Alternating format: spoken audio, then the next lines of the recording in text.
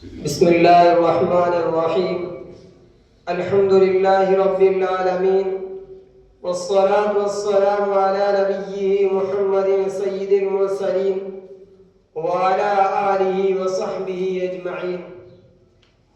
May praise be to Allah, the creator of the worlds, and peace and blessings be upon His Prophet Muhammad, the head of all messengers, upon his family and all his companions. Dear audience, today I have the pride to speak some humble words about the head of all prophets and the seal of prophethood, Sayyidina Muhammad, Allah bless him and give him peace, whom Allah subhanahu wa ta'ala called mercy for the universe, saying, وَمَا أَرْسَلْنَاكَ إِلَّا رَحْمَةً لِلْعَالَمِينَ. And we have not sent you but as mercy for all the worlds. At another place, Allah Ta'ala says, وَمَا أَرْسَلْنَاكَ إِلَّا كَافَّةً لِلنَّاسِ بَشِيرًا وَنَذِيرًا وَلَكِنَّ أَكْثَرَ النَّاسِ لَا يَعْلَمُونَ.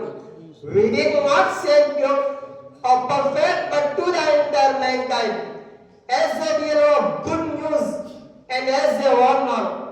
But most people do not know. The Prophet, Allah bless him and give him peace, was born in the Roman Hashmi family of Quraysh clan in Mecca in 570. His father Abdullah died before his birth. Later, his mother Amina and grandfather Abdul Muttalib also passed away while he was a child. So, he was brought up by his uncle Abu Talib. He lived a fine and transparent life as a young man.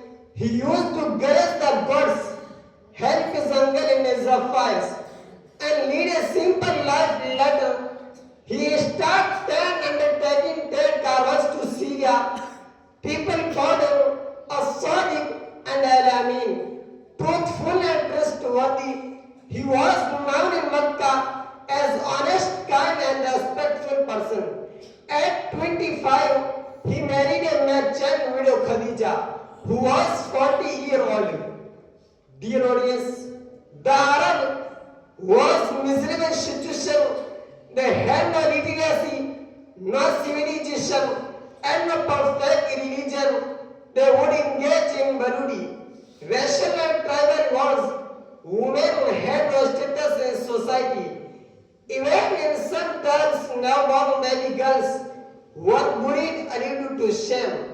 They forgot the religion of their forefather, Sayyidina Ibrahim, peace be upon him, and Sayyidina Ismail, peace be upon him. Thanks.